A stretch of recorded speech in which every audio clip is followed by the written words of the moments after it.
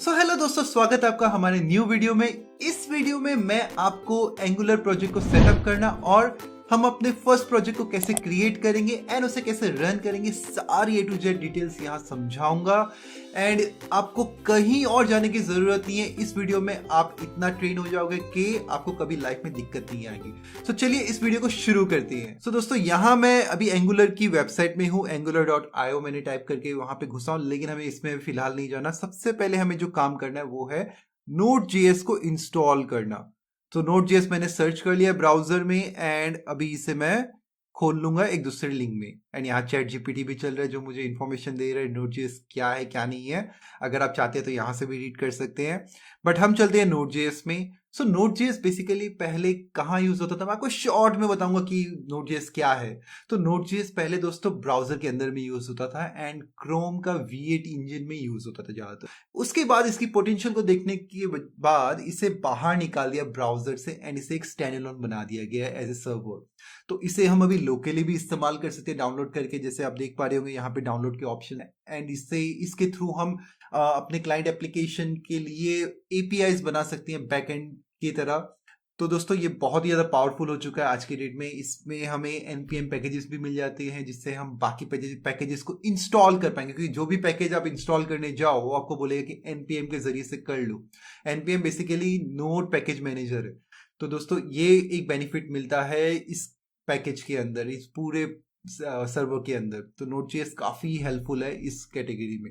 And यहाँ पे लिखा है वो ये ओपन सोर्स है, क्लोज प्लेटफॉर्म है and JavaScript run time engine है guys, run time environment provide कर। तो दोस्तों ये बहुत ज़्यादा यूजफुल है एंड ऐसे ही हम यूज करेंगे क्योंकि हमें एंगुलर के अंदर बहुत सारे पैकेजेस इंस्टॉल करने पड़ते हैं जिसके लिए हम npm का यूज करेंगे एंड इसीलिए इसे इंस्टॉल करना बहुत ही ज़रूरी है। आई होप आपको एक ब्रीफ डिस्क्रिप्शन मिल गई होगी। तो चलिए फटाफट इसे डाउनलोड करते हैं। आपको सिंपली यहाँ क्लिक करना है डाउनलोड करने के लिए। एंड कौन सा डाउनलोड करना है वो मैं आपको बता देता हूँ, क्योंकि यहाँ दो वर्जन दिखाई दे रहे हैं। एक है करंट वर्जन जो कि है 19.6.1। आपके केस में ये डिफर भी कर सकता है क्योंकि वर्जन चेंज होते रहते हैं। बट आपको कौन सा इंस्टॉल करना है, आपको इंस्टॉल करना है रिकमेंडेड फॉर मोस्ट यूजर्स वाला, क्योंकि इसमें करंट वाला में कभी कुछ ना कुछ प्रॉब्लम्स आ सकती है। तो बेटर है स्टेबल वाला वर्जन यूज कीजिए जो कि है LTS, जिसमें वर्जन है अभी 18.14.1। तो हम इसे इंस्टॉल करेंगे ताकि इसके साथ हम आगे बढ़ सके आराम से। तो आप सिंपली इसे क्लिक कर लेंगे तो ये इंस्टॉलेशन स्टार्ट कर देगा। अब जैसे ही आपका यहाँ पे इंस्टॉल स्टार्ट हो जाए, क्योंकि मेरा ऑलरेडी डाउनलोड हो चुका था तो मैंने डाउनलोड स्टॉप कर दिया यहाँ पे। एंड ये रहा मेरा पैकेज। तो मैं इसे फटाफट खोल लेता हूँ, मैं आपको जस्ट दिखा देता हूँ ब्रीफली कि इसमें करना क्या है। आपको सिंपली कंटिन्यू क्लिक करना है, फिर से कंटिन्यू क्लिक करना है और ये आपको एग्री के लिए पूछेगा। जैसे ही आप एग्री क्लिक करेंगे ये आपको आगे ले जाएगा इंस्टॉलेशन की प्रोसेस। तो आप सिंपली इसे इंस्टॉलेशन तक चले जाएंगे आराम से, कुछ आपको नहीं करना, जैसे गाइड करते हैं वैसे करते रहिए एंड इंस्टॉलेशन स्मूथली हो जाएगा। मेरा ऑलरेडी इंस्टॉल है इसलिए मैं इंस्टॉल नहीं करूंगा। एंड उसके बाद आपको क्या करना है, आपको एक टर्मिनल खोलना है। तो मैंने यहाँ पे ऑलरेडी एक टर्मिनल खोल लिया है एंड इसमें मैं क्या करूंगा, मैं टाइप करूंगा command node space dash V या वर्जन टाइप कर लीजिए। तो मैंने जब इसे मारा मेरा लेटेस्ट वर्जन दिखा रहा है 18.14.1 जो कि लेटेस्ट वर्जन है। तो मेरे यहाँ पे ऑलरेडी इंस्टॉल्ड है तो मुझे और कुछ करने की जरूरत नहीं। अगर आपके यहाँ पे ये नहीं आता, मतलब कुछ इंस्टॉलेशन में प्रॉब्लम हुई है, तो आप काइंडली इसे दोबारा चेक कीजिएगा। तो हमारा Node.js रेडी है। अब हमें दूसरे स्टेप को क्या करना है, दूसरे स्टेप में हमें एंगुलर की वेबसाइट में जाना है। तो एंगुलर के लिए अगर हम यहाँ से जाना चाहें तो कैसे जाएंगे, एंगुलर मैं जैसे सर्च करूंगा यहाँ पे सबसे पहले ही आपको इसकी वेबसाइट मिल जाएगी एंड आप इसे डायरेक्टली ओपन कर सकते हैं। तो मैं फिर से यहीं पे आ गया हूँ।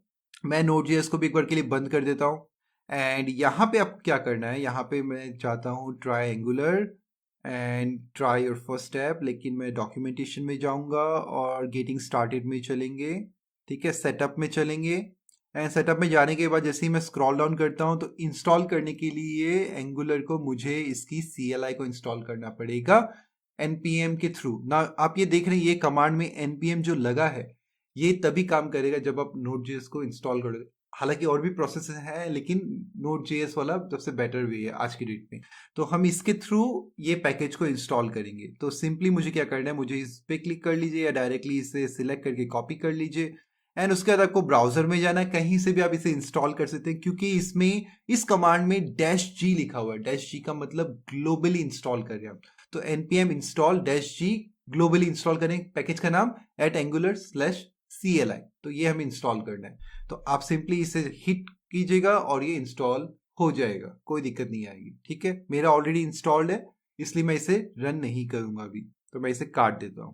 तो दोस्तों अब मैं डायरेक्टली ट्राई करने वाला हूँ Node.js का एंगुलर का वर्जन देखते हैं। तो एंगुलर के लिए मैं कमांड यूज करूंगा ng, सो ng स्पेस वर्जन कमांड मुझे यूज करना है, VERSION, एंड जैसे ही मैं इसे हिट करूंगा मुझे लेटेस्ट एंगुलर का वर्जन है 15.1.6 जो कि आ चुका है यहाँ पे। तो दोस्तों ये सारा लेटेस्ट एंगुलर का CLI वर्जन है जो मैंने इंस्टॉल कर लिया है। आप भी ऐसे इंस्टॉल कर सकते हैं आराम से। तो हमारा इंस्टॉलेशन हो चुका है एंगुलर CLI का, एंड अभी हमें नेक्स्ट कमांड क्या करना है, नेक्स्ट हमें एंगुलर का प्रोजेक्ट को क्रिएट करना है। तो चलिए फटाफट जाते हैं एंगुलर का प्रोजेक्ट क्रिएट करते हैं। एंगुलर का प्रोजेक्ट मैं यहाँ पे मतलब ऐसे ओपन में क्रिएट नहीं करूंगा, मैंने क्या किया है एक फोल्डर बनाया है जो कि मेरा होम में ही है। तो मैं जाता हूँ उस फोल्डर के अंदर, तो मैंने नाम दिया है उसे एंगुलर प्रोजेक्ट्स, ऐसे मैंने नाम दिया उसे, एंड इसके अंदर मैं उस प्रोजेक्ट को क्रिएट करूंगा, मतलब इस पर्टिकुलर कमांड को यूज करूंगा। तो मैं यहाँ से कॉपी कर लेता हूँ एंड मैं इसे यहाँ पे पेस्ट कर दूंगा। मैं इसे नाम दूंगा फर्स्ट एंगुलर ऐप। अब आप इसके बीच में ना स्पेस दीजिएगा, हाइफन आप दे सकते हैं, ठीक है ना, आप कैप्स में भी लिख सकते हैं लेकिन स्पेस मत दीजिएगा। तो ये रहा मेरा फर्स्ट एप्लीकेशन का नाम, ठीक है। अब जैसे ही मैं यहाँ पे एंटर प्रेस करता हूँ, लेट्स सी क्या होता है। तो यहाँ पे पूछ रहा है मुझे एंगुलर की राउटिंग यूज करनी है, डेफिनेटली यस, क्योंकि ये एक फ्रेमवर्क है और मुझे डेफिनेटली इसकी राउटिंग यूज करनी है। ये एक बहुत ही क्रूशियल पार्ट है एंगुलर का। उसके बाद ये मुझे पूछ रहा है कौन सी स्टाइल शीट यूज करनी है, तो मैं यूज करूंगा SCSS यहाँ पे, क्योंकि SCSS में काफी सारे फायदे हैं जो मुझे पसंद है यूज करना।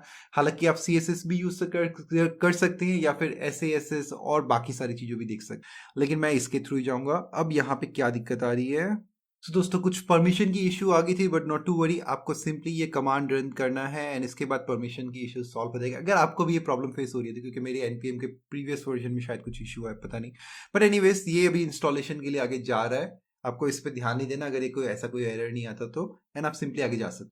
ऑलराइट, हमारा प्रोजेक्ट यहाँ सक्सेसफुली रेडी हो चुका है, क्रिएट हो चुका है, एंड अब मैं सिंपली क्या कर सकता हूँ, इसे रन कर सकता हूँ। तो मैं सबसे पहले क्या करूंगा, इस फोल्डर के अंदर जाऊंगा जो कि हमारा फर्स्ट एंगुलर ऐप बोल के एक फोल्डर क्रिएट हो जाता है। तो चलिए इसके अंदर चलते हैं, एंड अगर आप देखना चाहते हैं कि फोल्डर कैसा लगेगा तो मैं आपको दिखा देता हूँ। ये रहा मेरा एंगुलर प्रोजेक्ट्स का फोल्डर, एंड उसके अंदर फर्स्ट एंगुलर ऐप बन चुका है। एंड इसके अंदर दोस्तों ये सारी फाइल्स होती हैं, let me just show you. तो दोस्तों कुछ हिडन फाइल्स भी होती है जिससे मैं हटा देता हूँ, आपकी ज़रूरत की नहीं है वो। एंड ये सारी फाइल्स इसके अंदर है दोस्तों, जो कि काफ़ी हैंडी है। एंड फाइल्स स्ट्रक्चर के बारे में हम किसी और वीडियो में डिस्कस करेंगे, बट इस वीडियो में हमें देखना है कि ये कैसे काम करता है।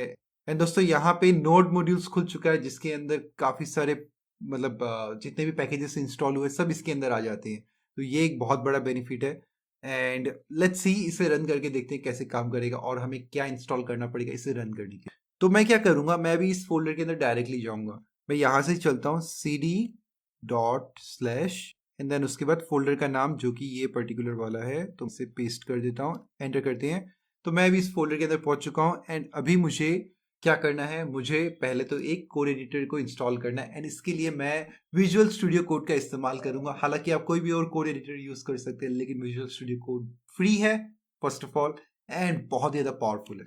तो चलिए हम अपने ब्राउजर में चलते हैं, उस पर काम करते हैं। तो हम अपने ब्राउजर में आ चुके हैं, एंड अभी मैं क्या करूंगा, मैं सर्च करूंगा विजुअल स्टूडियो कोड जो कि मेरा आ चुका है।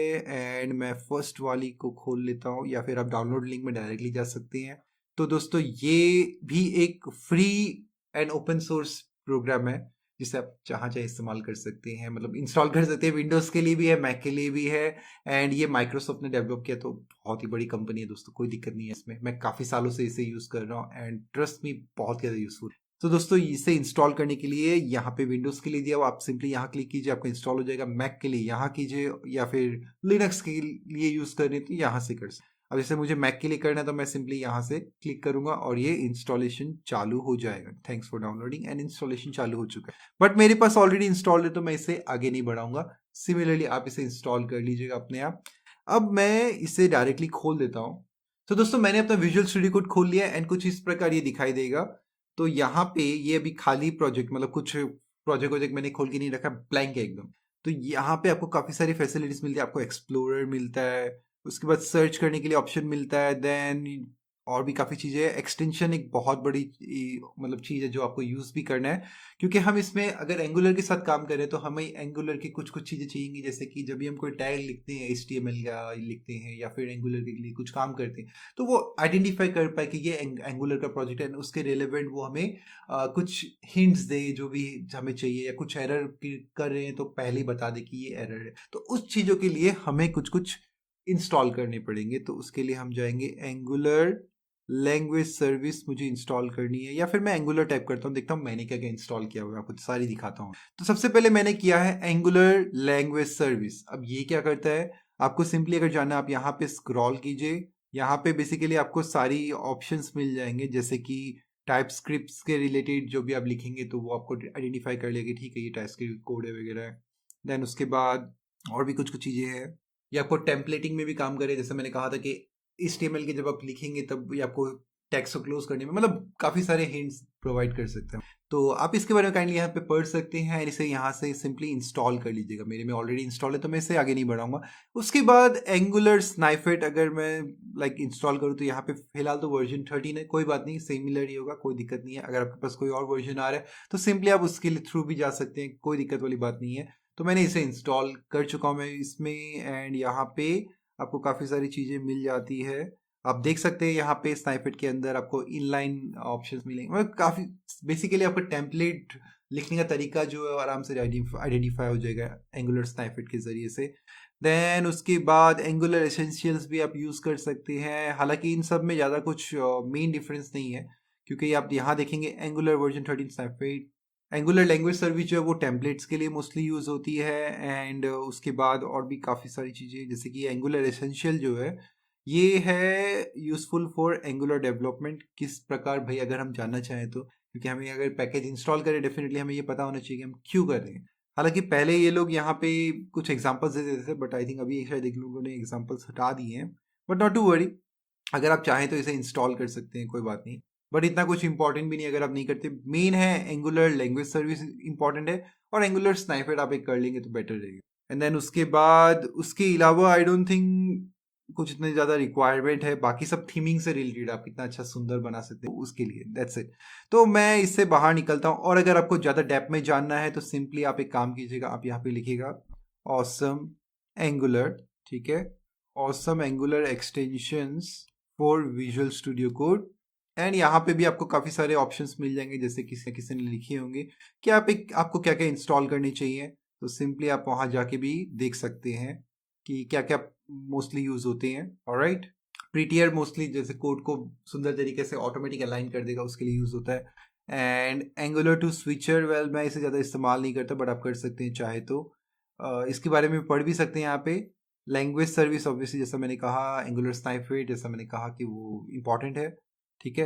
एंड यहाँ देखिए इसकी क्या रिक्वायरमेंट होती है, अगर आप ng रिपीट लिखते हैं तो वो ऑटोमेटिकली इसे क्रिएट कर देगा आपके लिए, तो आपको करना नहीं पड़ेगा, ये हेडेक आपकी कम हो जाती है।